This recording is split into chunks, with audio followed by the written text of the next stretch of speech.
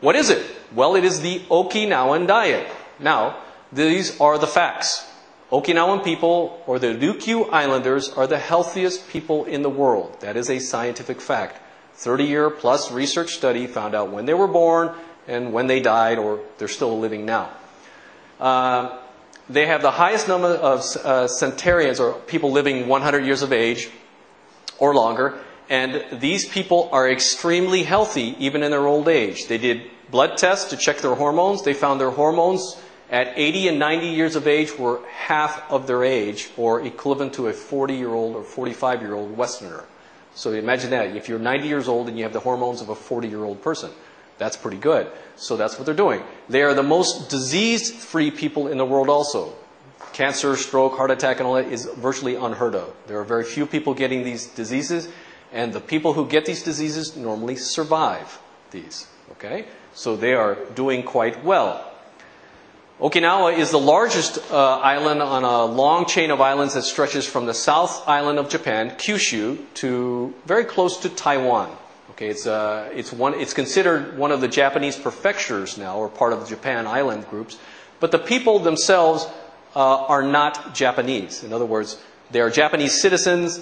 They speak Japanese. They even, some other people look Japanese. But in fact, they were an independent people a long time ago. Japan annexed the island in 1923, but has been dealing with the island, or the island's been under Japan influence since 1878, I think.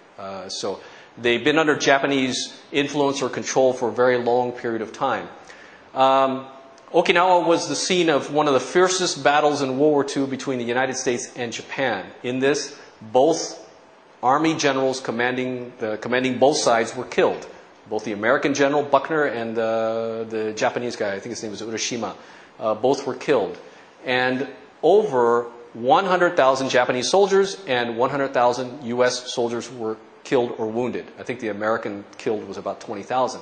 The big deal about it, though, was that over 25% of the population was killed because of the Japanese fortification of the island. So this island suffered the highest percentage of population loss. That's percentage now, okay? We talk about, if you study World War II history, you know, like the Russians lost 37 million people when the fascists or the Nazis invaded Russia. And that's a lot of people, but that's not 25% of their population. So the Ryukyu Islanders lost 25% of their population. And even after the battle, the American governor and the military treated these people as Japanese. So they thought, well, they're Japanese. And so they didn't treat them well. They didn't give them lots of food. They didn't give them lots of support they needed after the war. So these people ended up eating things that they normally don't eat, like cats and dogs and those kind of stuff. That's not part of their diet. Okay, so you don't have to go shopping for cats or dogs. Okay, yeah, and they started eating a lot of other things. All right, and some of the things, because of the occupation, like DDT was sprayed on the island, and one of the common foods, the snail. They have a very large snail. It's about this big. Purple snail, very beautiful. They used to consume that as part of their diet. However, because of DDT, the spraying to kill mosquitoes and such, they ended up poisoning all the snails. So that you can no longer consume the snails from the island. So there is some toxic problems there. So in spite, even today, you can no longer consume. They tell you don't eat the snails.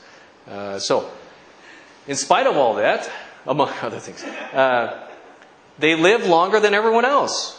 So remarkable, in spite of this horrific battle, in which 25% of the population was killed, in which they suffered even after the battle, they are living longer and are healthier than everyone else. So that would make you think, maybe they're doing something right, at least a little bit, okay? And they found out something about these when they researched them. One, they found out that it's not genetics. So you may be thinking, well, it's because they're from that island, therefore they'll live forever, or relatively long. And that's not true. When they traced an Okinawan from the island going to, let's say, America, and adopted the American lifestyle, standard American diet, SAD, they died just as fast in America. They had heart disease, stroke, diabetes, all that business like that. Okay, so the genes conveyed no protection on the people if they ate the other people's diet. Okay. It isn't in the water. Many people have claimed that. Well, the Okinawan water is so clean and pristine and pure and all this other kinds of business. Like I told you about the snails, they're poisoned. So what do you think the water is? It's not the best. And also, there's constant drought, or there's not constant, there's quite a bit of a time frame of drought. And so water has to be made from desalination plants, using water from the sea and processing it to make drinking water. Water rationing is very common on that island. So, you have the saying, if it's yellow, let it mellow. If it's brown, flush it down, right? So people would go to the bathroom, and if it's just urine, they would let it sit because they're saving water. There's no point in flushing the toilet if it's just urine, okay? All right. And it isn't the lifestyle, only. In other words, not everybody's swinging around in a hammock, just counting birds or something like that. Maybe there are people like that on the island, but it's not just that. So what is it about? The Okinawan diet is based upon the following ideas. About 70% of it is vegetables, grains, and fruits. So 70% of the diet is vegetables, grains, and fruits. These are whole grains, not white bread, and not white noodles and the processed garbage that people are consuming now. It's based upon vegetables that are steamed or pickled or cooked in some manner, not raw vegetables, and also not vegetables boiled in water for 6 weeks, okay? Not overcooked. And of course fruits, which just, fruits that are found there. By the way, the climate of this island is similar to what's happening here. 30% of it is based upon fish or meat. So actually they have a very high protein content in their diet. About 30% of their diet being protein or protein-based. There are people that are consuming plant-based proteins in here, but keep in mind the vegetables also provide protein. So the total protein content of the diet is actually fairly high. It's one of the highest of all natural peoples in the world. They consume the highest amount of green tea of all Asian people. They're just drinking green tea all the time. And the sweet potato is the centerpiece of their diet. The sweet potato, the name in Ryukyu is imo. And when they ask you, like if you meet someone on the street, many times they won't say, how are you? They'll say, how are your sweet potatoes? In addition, finally, the amount that they eat is crucial to their health. Hara Hachi Bu, which means never above 8. Okay, this is a saying that they're all taught even as children. Never above 8. Your stomach, the idea that your stomach can hold 10 bowls of rice or 10 bowls of anything, and that you should never eat above 8. Always leave the table a little bit hungry. Now, I know I'm telling you guys this, and you're thinking, wait a minute, I just finished the buffet. And I killed it, okay? So, what I have seen in my experience in many Asian countries some years ago, there was never such a thing as all-you-can-eat buffet. To many people, that's an idiotic idea. That's dumb. Why would I want to eat all I could eat?